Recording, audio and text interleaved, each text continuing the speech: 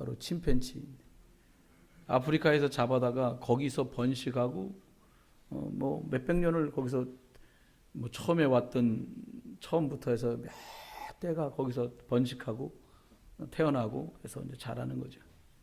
그렇게 똑똑하다는 침팬지가 500년 된 그 동물원에서 가죽을 벗고 갑자기 저와 여러분처럼 말을 하면서 우리가 먹고 매일 바나나나 축 내면 되겠냐, 예배도 해야지, 이런 법이 없다는 거예요.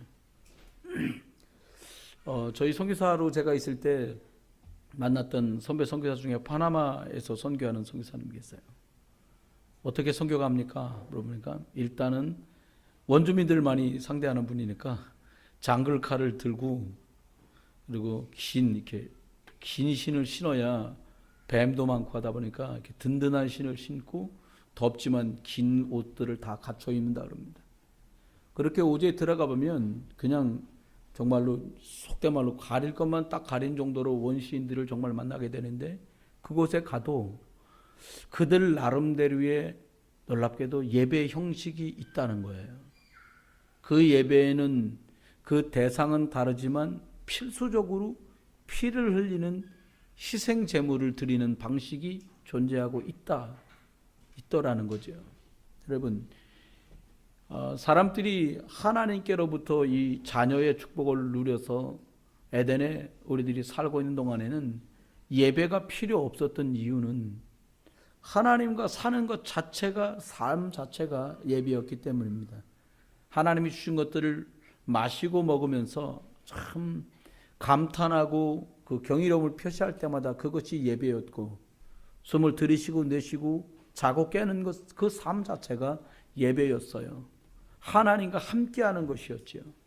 그런데 사람들이 하나님이 주신 선악과를 먹지 말라고 한 것을 먹은 것 때문이라고 사람들은 말하지만, 실제는 먹지도 말라고 말씀하셨던, 정령 죽으리라고 말씀하셨던 그 말씀을 팽개치고 사단의 유혹에 그것을 먹음직스러워 보인다는 순간 이미 사람들 뇌리에서는 하나님과의 언약은 파괴된 것이고요.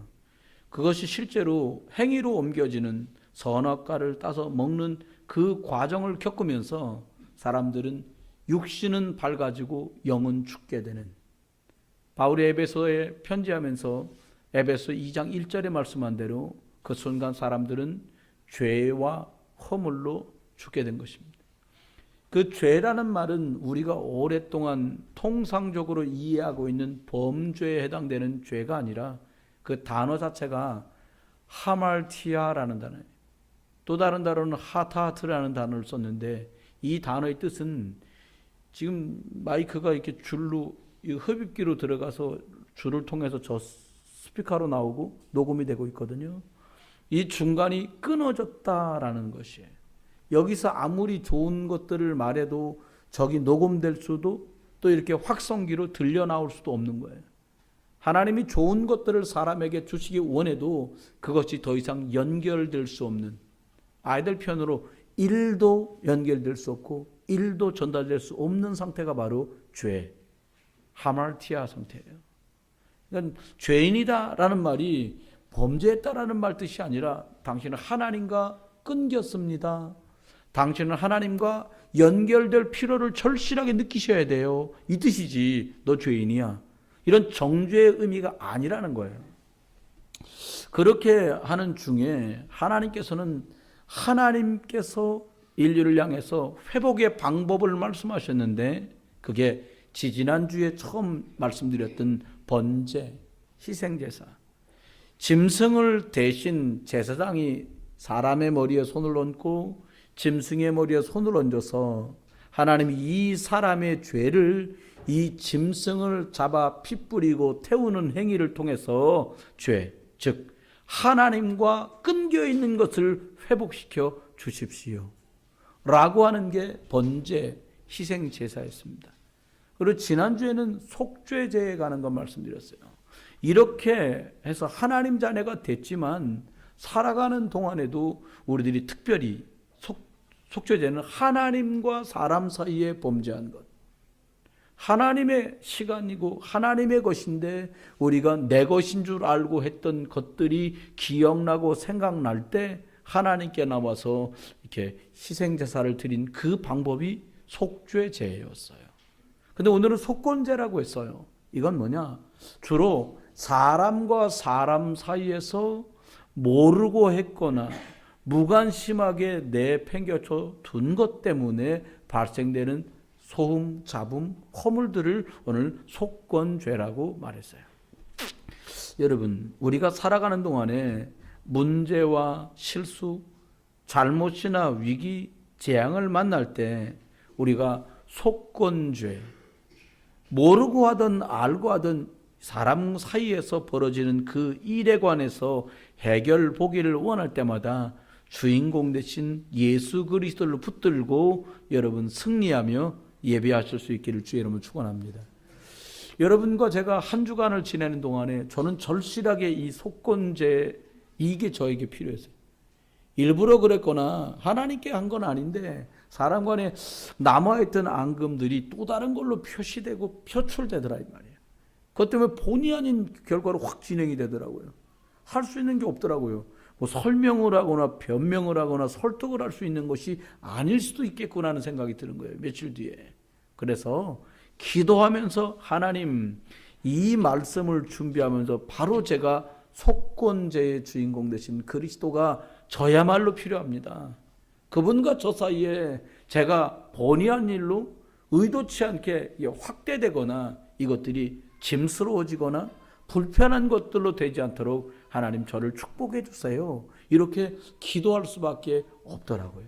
여러분, 그러면 여러분이 생활하시고 사람과 사람 사이에 특별히 가깝게 가족과 또 직장 동료와 뭐 상하에 있는 분들과 또 친척 또 뭐 여러 많은 사람들과 이웃과 지내면서 모르고 한 실수가 됐든 알고 한 실수가 됐든 또요 나는 나 하나만 잘하면 돼.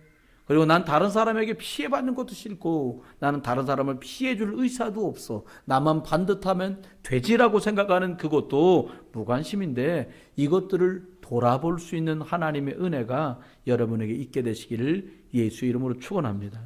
그런데 이렇게 실수로 말과 행동 속에서 또 무관심으로 나를 돌아보게 되는 이 속건제 속에서 꼭 해결하고 버려야 될 것이 우리 삶 속에 있습니다. 그것이 뭔가 하면 하나님을 모를 때 우리가 가지고 살아왔던 삶의 방법과 그리고 기준을 버려야 한다는 것이에요. 왜요? 이스라엘 백성들이 오늘 본문의 내용은 애굽에서 그들이 있었던 애굽 근성에 관한 것들을 말씀하면서 오늘 속건제를 말씀드리는데요. 저와 여러분이 하나님 모를 때 습득하신 많은 기준과 생각과 방법 이것을 가지고 하나님의 교회에서 영적인 것들을 진행하려고 할 때가 혹 있습니다. 그런데 상식적인 것으로는 영적인 것들을 움직일 수 없어요. 영적인 것이 움직여지는 속에서 상식적이어야 되는 것이지 상식적이고 일반적인 것으로 영적인 것을 꾸려갈 수가 없거든요. 그래서 저와 여러분이 하나님 모를 때 가지고 있었던 하나님보다 먼저 우리 속에 자리 잡았던 것들을 내려놔야 될 이유가 여기 있습니다. 바울은 에베소 교회에 편지하면서 에베소 2장 1절에 죄와 허물로 죽었다라고 사람을 표현했어요. 여러분, 하나님과 끊어지면서 우리가 영적으로는 죽어있는 상태로 육신의 것들로만 배우고 습득한 그것들은 죽어있는 것이기 때문에 영적인 힘을 발휘할 수 없기 때문에 그래서 버리라는 거죠. 에베소 2장 2절에는 이렇게 표현합니다. 이 세상 풍조를 따르고 공중 권세 잡은 자를 따랐으니 곧 불순종의 아들들 가운데서 역사하는 영이다. 우리가 하나님 모를 때는요 세상에 기준되어서 다 하는데요 뭐 이 정도는 다 해요. 그러니까 나 괜찮아요. 조금 뒤에 말씀드리겠습니다만 비교 평가로 하나님 앞에 서는 순간 우리가 무너지고 말아요. 다른 사람이 다 하니까 나도 이 속에 속한 것이 문제가 되지 않아요 라는 것이 애굽 근성이에요. 우리가 하나님 모를 때 다 하는데요 뭐 다 그래요 뭐. 나만 그런 거 아니거든요. 라고 발뺌하려고 하는 이런 것들이 우리 속에 있어요. 그 중에 크게는요, 로마서 1장 23절에는 하나님이 주신 축복된 영적인 것을 하나님 모를 때 방법을 동원하면 어떻게 되느냐? 썩어지지 아니하는 하나님의 영광을 썩어지는 사람과 새와 짐승과 기어다니는 동물의 모양으로 우상으로 바꾸었느니라 라고 로마서 1장 23절 말하거든요. 영적인 것을 상식적인 것으로 끌어내리거나 생명적인 것을 보편적인 사람들이 이해하는 수준으로 말해버리면 생명의 값어치를 잃게 된다는 거예요. 여러분, 하나님 모를 때 애굽에 가졌던, 불신자 때 가졌던 것들이 무엇인가 한번 점검해 보시고 그리고 정리할 수 있길 바라고요. 또 하나는 오늘 속건제 말씀드리고 있잖아요. 실수와 무관심이 어떻게 벌어집니까? 다른 사람과 비교할 때 벌어져요. 여러분, 살아가는 동안에 우리가 많은 일을 만나지만 다른 사람과 비교하기 시작하면 행복지수가 말도 못하게 떨어져요. 여러분, 제가 볼 때는요, 우리 한국 분들, 특별히 여자분들 예뻐요. 옆에 분들 한번 보세요. 이 정도면 뭐 미스 코리아까지는 안 해도 미스 춘향 정도는 다 나갈 수 있다고. 근데 그렇게 행복지수가 떨어져요. 꼭 코를 올려야 되는 거예요. 아니, 하나님 주신 대로 이제 저는 또 생각하기에 복음적으로 호꺼풀에서 너무 슬프다. 그러면 쌍꺼풀 하세요. 괜찮아요. 뭐, 제 돈도 아닌데 하세요. 괜찮습니다. 또 예를 들어서 광대가 확 살았다. 깎아요. 깎으면 되지 뭐 그게 문제 되겠습니까? 그런데 정말 우리 생각할 땐 비교하기 시작하면 말도 못하는 상태로 떨어지게 돼요. 저요, 멀리서도 제 사진을 알아보겠더라고요. 엄청 커요, 이렇게. 그건 알아보기 좋더라고요. 그래서 저 어디 있는지 금방 찾더라고요, 많은 사람들이. 그거 좋아요. 근데 자꾸 필요 없이 비교해요. 여러분, 비교하다가 슬프게 된 경우가 사도행전 5장에 나오는 부부가 나옵니다. 사도행전 4장에 교회가 핍박을 당하면서 직장에서 쫓겨나고 가문에서 추출당하고 가지고 있던 재산이 다 몰수당했어요. 근데 교회 모여서 신앙생활 한단 말이에요. 예수 생명이 있으니까. 이 안타까운 모습 보다가 먼저 믿은 바나바라는 사람이 자기의 재산들을 팔아서 교회에 내놓고 그 어려움 속에 있는 성도들을 어렵지 않도록 곤궁하지 않도록 살피는 은혜의 일이 나와요. 그래서 바나바는 별명을 하나 얻습니다. 어떤 별명이냐? 권위자다. 권위자. 영적 권위 있는 사람이라는 그런 칭찬을 받게 되는데 이게 얼마나 부럽고 비교가 됐든지 아나니아라는 사람과 삽비라는 이 두 사람 부부인데 이 사람들이 급기야는 땅을 팔기로 했어요. 여러분, 땅이라는 게 뭐 별거 있습니까? 다 흙덩어리지. 땅은 땅인데 땅을 팔고 나니까 뭘로 바뀌어요? 이렇게 바뀌지. 그러니까 반뚝 돼가지고는 반만 내고 반만 드리고 그런데 이게 드리고 안 드리고 사건이 아니라 비교하다가 어려움 속으로 들어갔어요. 이게 노예 근성이에요. 예전에 어떤 책을 읽다 보니까 그렇게 써있더만요. 일본 분들이 우리나라를 강점하던 시기가 있잖아요. 두 가지 얘기를 했는데 참 동감되었어요. 그게 절대적인 건 아니에요. 뭐라고 말했냐? 한국 사람에게 난리를 시켜서 그날 품삯을 줬더니 시간을 때우고 그냥 돌아가는데 쳐다보기 참 환장하겠더라. 그래서 방법을 바꿨답니다. 일주일 동안 이만큼 일주일 할 거니까 미리 돈 줄게. 그랬더니 3일 만에 낮밤을 안 가리고 일을 하니까 죽을까 봐 못 주겠더래.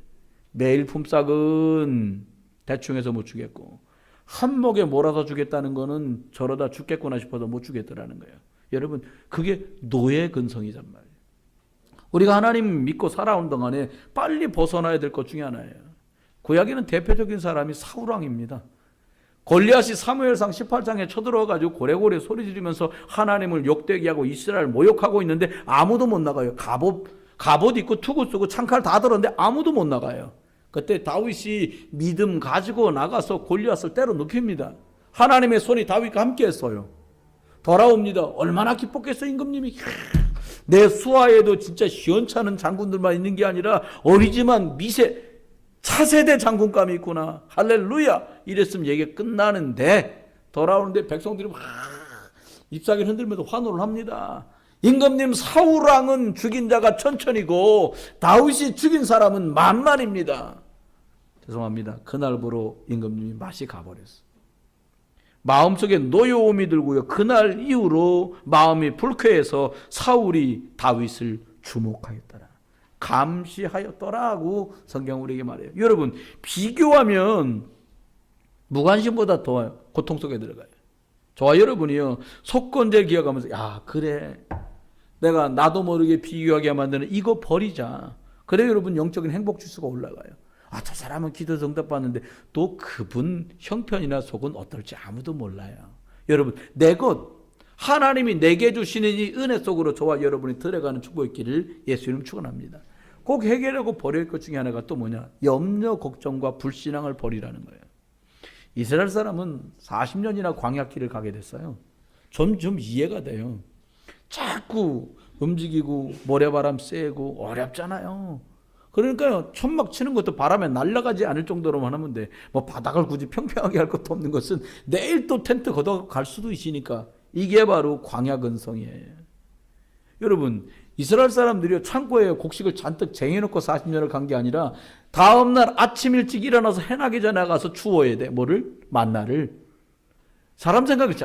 좀 그냥 아침마다 구차는데 이러지 말고 창고에 쌀 좀 쟁여놓고서 그냥 퍼먹다가 한 달에 한 번씩 이만큼씩 주신 걸 모아놨다가 한 1년치를 모아놨다가 이랬으면 좋겠거든요.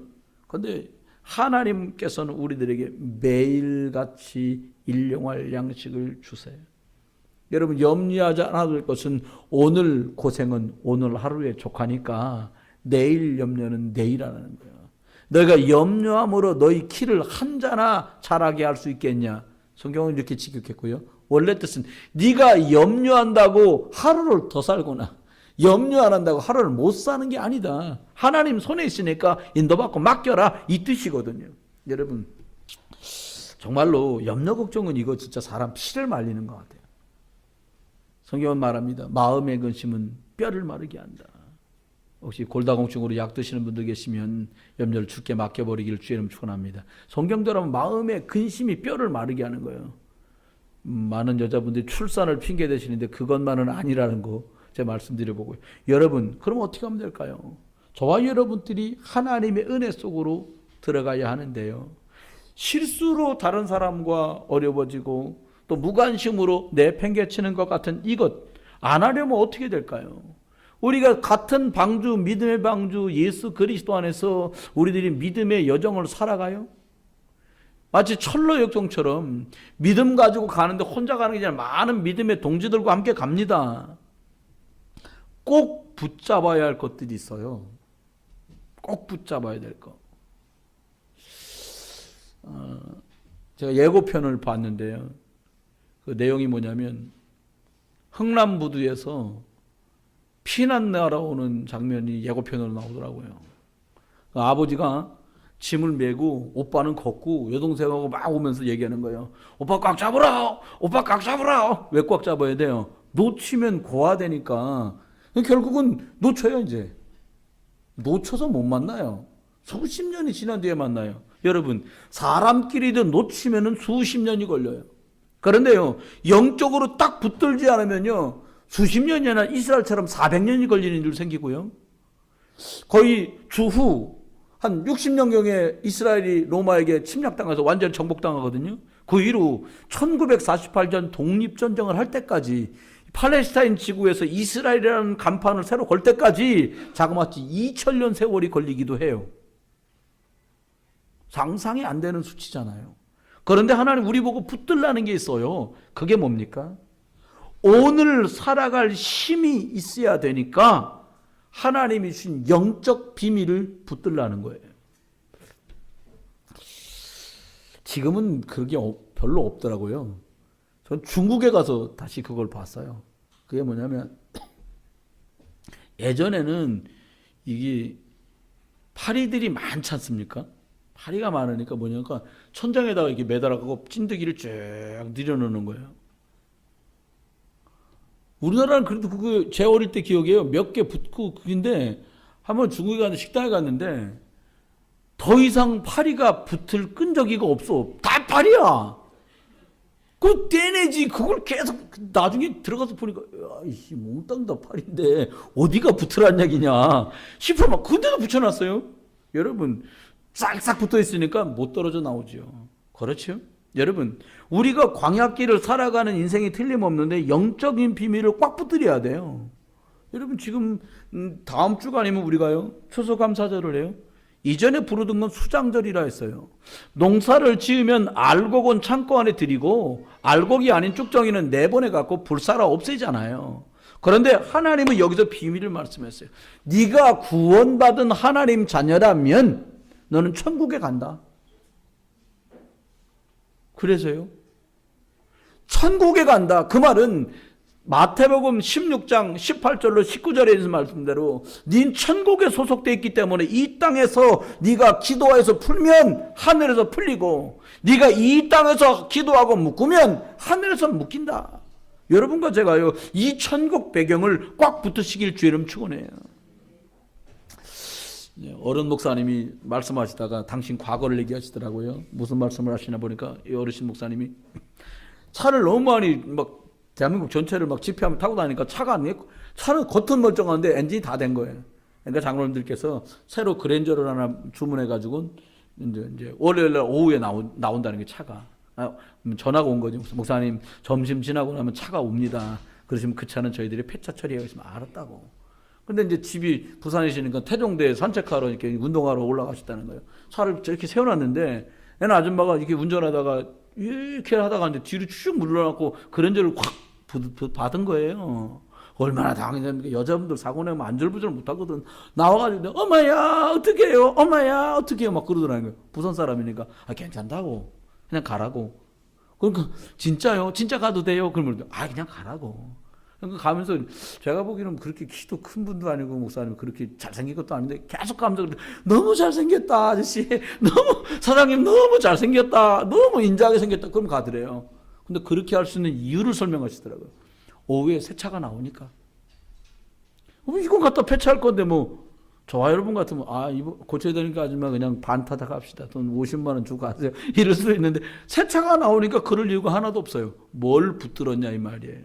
여러분 하늘 배경 붙들었으니까 하나님이 저와 여러분을 응답하실 줄 믿으세요. 이거 붙으세요. 또요 여름쯤에 있는 게 맥주감사절 아닙니까? 오순절 무슨 말이에요?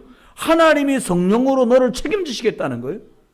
제가요 지내보면서 제일 감사한 게 이때까지 살아온 동안 제일 감사한 게 뭐냐? 하나님이 저를 하나님 자녀로 불러주신 거. 이거 너무 감사하고요. 제가 목사로서 제일 감사한 게 뭐냐? 여러분 만난 거. 두 번째가 뭐냐? 절대로 주일날 예배밖에 할 수 없다는 거. 어디 가도 못해. 이거 감사한 축복이죠. 여러분, 하나님은 오순절의 축복으로 여러분을 인도하시고 책임지는 거 믿으세요. 여러분이 여러분 자녀, 가족들 책임지려니까 버거울 때 있잖아요. 여러분이 책임진다는 게 엄청 짐스럽고요. 엄청 스트레스 나와요. 저와 여러분 하나님 인도 속에서 주님이 책임져 주시는 이 축복 누리길 주의 이름으로 축원합니다. 이 비밀을 붙들어라. 첫 번째는 뭡니까? 또 말씀드린 대로 세 번째는요. 부활절. 6월절의 축복을 기억하라는 거예요. 양피 바르고 그들이 구원받은 것처럼 예수 그리스도 피로 구원받았으니까 너 이거 믿으라는 거예요. 이걸 믿으면서 드리는 예배가 속건제예요. 이게 예배예요. 그렇죠? 꼭 붙잡아야 될 게 있습니다. 어디로 가는지 모르면 사람은 헤맵니다. 여러분 어디로 가고 계십니까? 집으로요? 제가 묻는 거 그게 아니에요. 어디로 가고 계십니까? 교회요? 이런 땅에 보이는 방향을 말씀드리는 게 아니에요. 우리는 어디로 가고 있습니까? 영적으로는 천국으로 가고 있고요. 인생 목표 어디로 가고 있습니까? 하나님은 실컷 조건 모든 사람이 알건 알지 못하건 세계에 복음화라고 하는 가장 중요한 것을 중심으로 지구도 돌리고 하나님 역사를 바꾸세요. 저는 깜짝 놀랐어요. 며칠 전에 홍콩에서 나온 신문 홍콩에서 나온 신문이 있거든요. 거기에 기사가 뜨는데 무슨 기사가 썼냐? 모든 중국과 통하는 길을 한 띠로 한 길로 묶겠다는 거예요. 그게 어떻게 했냐? 쫙 유럽으로 연결되는 큰 기찻길이 있고요. 고속도로 있고요. 중간으로 해가지고요. 어디로 가냐? 저 베트남 쪽으로 말레이시아 쪽으로 내려가는 길이 따로 있고요. 또 그리고 해상로도 있어요. 다시 그러니까 우리말로 번역해서 그렇게 썼어요. 실크로드. 이야, 복음적인 거야. 누가 말했냐? 시진핑이 말한 거예요. 우리나라는 모든 길을 하나로 뚫어서 바다로 뚫고 길을 뚫어가지고 우리 중화인민공화국을 최고의 나라로 만들자. 이 사람 이게 목표예요. 이거에 방해되니까 선교사님들을 막 쫓아내는데 시진핑이가 하나님의 손에 쓰임받는 거예요. 선교사님들 쫓아낸 길에 동남아로 가는 거예요. 여러분 엄청난 차관을 줍니다. 아프리카까지 이미 꿈을 꿨어요. 돈을 어느 정도 주냐? 아프리카에서요 100년 동안 무상으로 쓰라는 거예요. 100년 뒤부터 갚으라는 거예요. 그래놓고 계속 중국 물건을 갖다 깔아요. 중국 차, 중국 기계, 중국 물건. 여러분 고장나면 어떻게 해야 돼요? 중국서 부품 사다가 고쳐야 돼요. 중국 기술자가 가서 중국 기술로 고쳐야 돼요. 그러면 아프리카는 조용히 중국게 되는 거예요.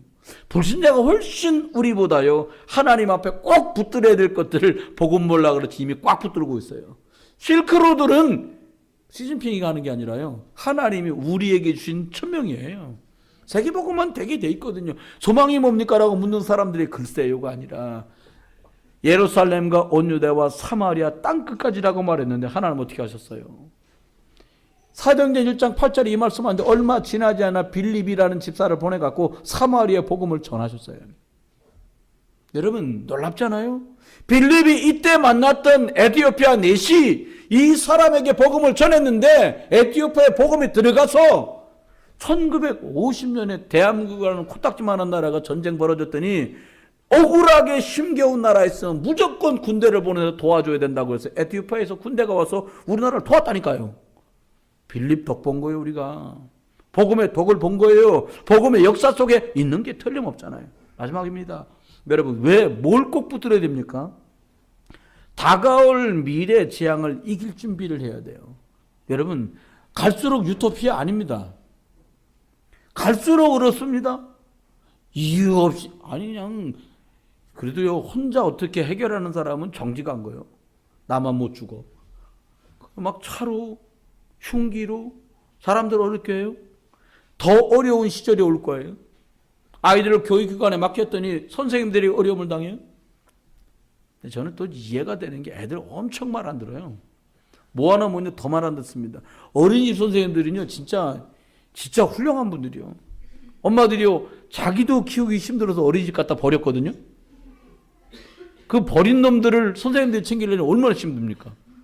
아니 황야의 무법자요. 아까 배경음악이 그 황야의 무법자 그거 나오던데 황야의 무법자도 그런 무법자들 없어요. 애기들이요. 선생님들이요. 정말로 힘든 속에서요. 다가올 미래를 놓고 주님 뭐라고 그랬냐. 바울은 말세에 고통하는 때가 이를 거니까 그런 줄 알라는 거예요.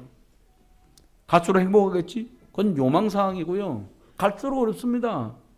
요한복음 21장 15절은 주님 그래서 말한 거예요. 어린 양을 먹여라. 너희 후대를 복음으로 키우라는 거예요. 세상에 많이 배우지 못하고 좋은 거 입지 못하고 좋은 거 먹지 못하는 것 때문에 우는 게 문제가 아니라는 거예요. 대학 떨어진 것 때문에 울고 고등학교 좋은 데 못 간 것 때문에 어떤 친구가 그러더라고요. 긴 목에 털 달린 잠바 사달라는 거 애들이. 왜냐? 쪽팔려서 그냥 못 다닌다는 거예요. 여러분 요즘 세상 그렇게 됐어요. 그거에 애들이 훔쳐다 팔아요? 여러분 잘 모르시는데 보니까 잠바 있잖아요. 되게 털어다가 팔아. 헐값에 애들이요. 그 정도 세상이 됐어요. 주님은 누가복음 23장 28절에 이렇게 말합니다. 십자가에 매달리려고 막 십자가 메고 고통중에 올라가는 예수님을 향해 막 우는 그 여자들 향해 예수님 말했어요. 뭐라고 말해? 나를 위해 울지 마라. 너를 위해 울고 네 자녀를 위해서 울어라. 이 준비를 하지 않으면 진짜 울 날이 온다는 거예요. 고통 속에서. 그렇죠? 여러분 속건제를 예배를 생각하면서요. 실수와 무관심이 얼마나 참담한 결과를 가져오는지 우리는 생각해 봐야 돼요. 여러분 꼭 세 가지는 증거로 붙으셔야 합니다. 그게 뭐냐? 말씀은 성취되는구나. 내년도 달력 나왔어요. 오늘 진짜 다 가져가셔요. 대금은 아직 못 줬어요. 근데 이거 가져가야 돼. 거기 뭐라고 써있냐? 언약 따라가라. 그러면 내 길이 평탄하고 형통하리라. 여호수아 1장 8절에 나오는 말씀이에요. 여러분 하나님의 말씀을 따라가는 길이 평탄하고 형통하게 되는 길이고요. 하나님 말씀을 저버리는 것이 형통과 평탄을 내던지는 길이라는 거예요. 하나님은 역사를 통해 우리에게 말씀하셨어요. 하나님은 성경을 통해 증명하고 있어요. 기도응답의 증거를 잘 붙들고 있어야 됩니다. 여러분 기도가 뭡니까? 보니까 기도하면 응답되게 돼 있거든요.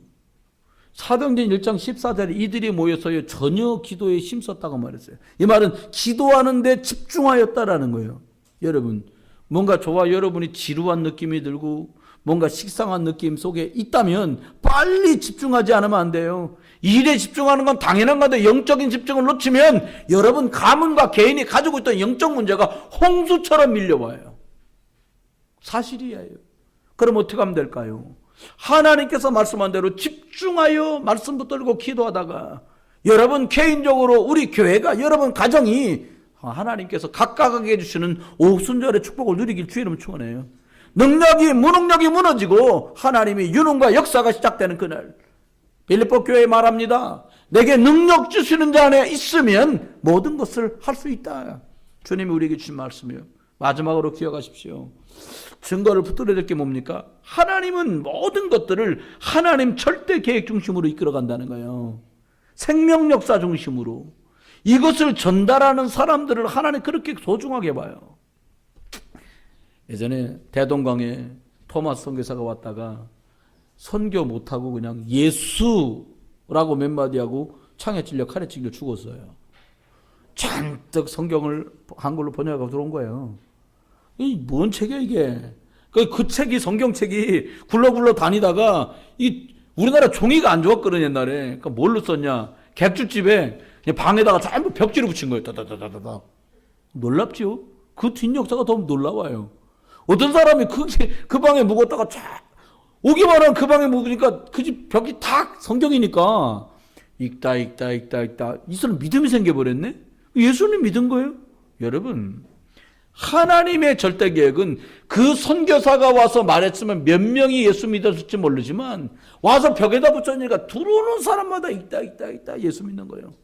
여러분, 하나님의 계획은 우리 상식과 우리가 가진 경험을 초월하는 역사로 일하고 계십니다. 말씀했습니다. 5번의 예배 제사를 마무리하면서 저와 여러분이 마지막이 뭐냐? 사람끼리 어떻게 할 건가요? 성도 간에 어떻게 할 건가요? 여러분, 나를 좀 무시하는 것 같은 느낌이 들 때도 있고요. 존중받고 있는 느낌을 받을 수도 있어요. 그러나 그게 그렇게 중요하잖아요. 진짜 결론을 붙들고 살아야 됩니다. 어떤 결론입니까? 나는 예수 그리스도면 충분하다. 말씀은 믿지만 말씀대로 살지 않으면, 그죠?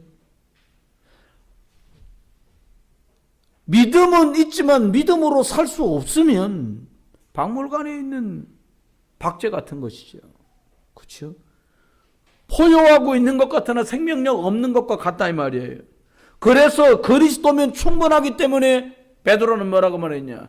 은과 금은 내게 없지만 내게 있는 건 내게 주는데 너 나사렛 예수 그리스도 이름으로 일어나 걸어라. 끌려갔습니다. 그것 까닭에. 끌려가서 듣는 말이 뭐냐? 예수 그리스도 이름으로 다시 말하지 말라는데 왜 자꾸 말을 하냐? 이게 질문의 요지였고요. 문책당하는 근본 원인이 그거였어요. 베드로가 담대하게 말합니다. 천하 인간 중에 구원 얻을 만한 다른 이름을 주신 적이 없음이니라. 여러분, 예수 그리스도래야 충분하다는 답을 가지고 있는 분이에요. 두 번째입니다. 또 하나는 결론이에요. 하나님의 계획에 순종할 자. 여러분, 광야로 나가라. 뭐가 있어야 나가죠. 근데 성령께서 빌립에게 막 광야로 나가라. 여러분, 하나님께서 하나님 교회를 통해서 너의 무관심을 내려놔라. 너의 허물과 시스템에 여러 가지 인간관계 어렵게 만드는 것들이 있다면 그걸 바꿔라. 하나님 말씀하시고 진짜 붙들어야 될 걸 붙들어라. 오늘 말씀하고 계세요. 여러분, 순종이 제사보다 낫다. 그 말은 뭐냐? 하나님의 말씀을 따라 순종하는 게 양이나 소를 잡아다가 번제 드리겠다고 하는 것보다 훨씬 낫다, 좋다. 그게 의미 있다라는 말씀이에요. 여러분, 생명 놓치는 일이 없게 되길 주의 이름으로 축원합니다. 마지막입니다. 성령의 인도하심이면 아멘할 자. 여러분, 솔직히 하나님이 우리에게 요구하신 일이 상식으로 다 이해된다면 그게 어찌 하나님의 일이겠습니까? 그죠? 하나님이 우리 속에서 지금 진행하고 계신 일이 우리가 가진 지혜나 지식으로 다 헤아려진다면 그게 어찌 하나님의 일이겠습니까? 이해되는 것 일부, 어쩌면 이해할 수 없고 이해되지 않는 게 더 많아요. 저는 갈수록 좀 말수가 줄어드는 것 같아요. 제가. 그랬더니 집에서는 온 식구가 작당을 해서 몰아붙이기를 여성 호르몬이 나와서 그렇다. 이게 이제 우리 집의 학설이고요. 제가 생각할 때는 그렇게 안 하고 저는 말을 할수록 실수라. 이게 그래요. 그래서 살리는 말 말고는 참 이게 유익하지 않구나. 그러면 꼭 살릴 수 있는 말들로 살아가야겠구나. 또 듣는 말이 다소 불편할 때도 있는데 그렇다고 나 불편하네 라고 말하는 게 또 무익하겠구나. 하나님 또 필요하니까 이 말을 듣게 하셨으니까 삭 크고 그러면서 또 도전하고 갱신해야겠다. 이런 생각을 참 많이 가져요. 여러분, 하나님의 인도에 아멘할 수 있는 사람, 바울아, 네가 가이사 앞에도 서야 할 것이다. 아멘하고 가이사 앞에까지 갑니다. 저 가본 적이 없는데요. 가선생님 제가 잘 몰라요. 그게 아니라 가이사 앞에도 서야겠다. 아멘. 저와 여러분 한 주간 동안 살아갑니다. 세상에 그런 말이 있더군요. 그냥 뜻없이 모르고 던진 돌에 개구리는 맞아 죽는다는 말이 있더만요. 여러분, 이왕이면 여러분이 던지신 말이, 제가 던진 말이 사람을 살려낼 수 있고 영적인 힘을 북돋을 수 있는 뜻있고 생명력 있는 그런 말씀 속에 있게 되기를 주의 이름으로 축원합니다. 한 주간 동안 사시는 동안에 연약과 허물이 있다면 스스로 그것에 묶여서 자책하지 마시고 속건제의 주인공 되셨던 예수 그리스도 앞에 이것을 내려놓고 내 문제를 내려놓고 더 풍성함 속으로 더 생명 속으로 들어가는 길 대신 그리고 참 해방이 되시고 승리를 주신 그리스도 안에 충만하시기를 주의 이름으로 축원합니다.